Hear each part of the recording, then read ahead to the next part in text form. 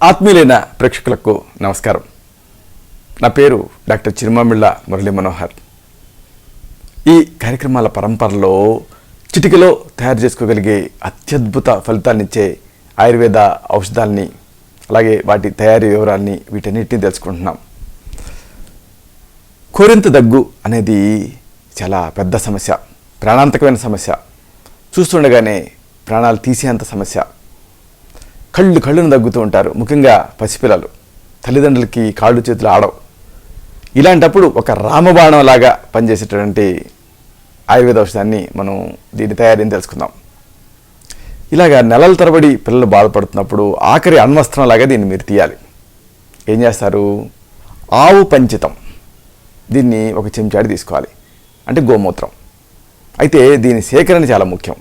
ఒకవేళ దీన్ని మీరు స్టెరైల్గా సేకరించలేకపోతే ఇది మీకు ఈ మధ్య ఆయుర్వేద మందుల షాపులో దొరుకుతుంది.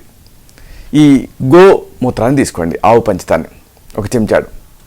దీనికి కొద్దిగా తేనె కలపండి. తేనె కలిపి ఉదయం పూట మాత్రమే ఇస్తూ ఉండాలి.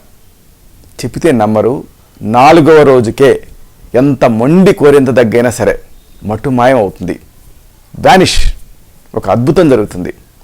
అసలు 2వ రోజుకే 3 వంతులు ఇది నయం అవుతుంది. కాబట్టి కోరింత దగ్గు మీ బిడ్డల్ని బాగా ఇబ్బంది పెడుతూ ఉంటే, ప్రాణాలు తోడేసే అంతగా వాళ్ళు సతమతం అవుతూ ఉంటే ఈ ఔషధాన్ని మీరు ప్రయత్నం చేయండి. ఆవు పంచితం ఒక చెంచాడు తీసుకోండి, కొద్దిగా తేనె కలపండి, ఉదయం పూట మాత్రమే ఇస్తూ ఉండండి. ఇలాగా 4 రోజులు ఇవ్వగలిగితే సరిపోతుంది. కోరింత దగ్గు పూర్తిగా తగ్గిపోతుంది. కాబట్టి ఇలాగా ఇంత సులభంగా ఈ కోరింత దగ్గుని తగ్గించవచ్చు. ఇది మన భారతీయ మహర్షులు మనకి ఇచ్చినటువంటి అద్భుతమైనటువంటి వరం. ఇలాంటి మరొక ఆసక్తికరమైన విషయాన్ని మళ్ళీ ఇదే కార్యక్రమంలో మనం కలుసుకున్నప్పుడు సమగ్రంగా, సశాస్త్రీయంగా, సవివరంగా తెలుసుకుందాం. శతం జీవ శరదో వర్ధమానః, శతం హేమంతాన్ శతం వసంతాన్. 100 శరత్తులు, 100 హేమంతాలు, 100 వసంతాలు వర్ధిల్లుతూ జీవించండి. శుభం.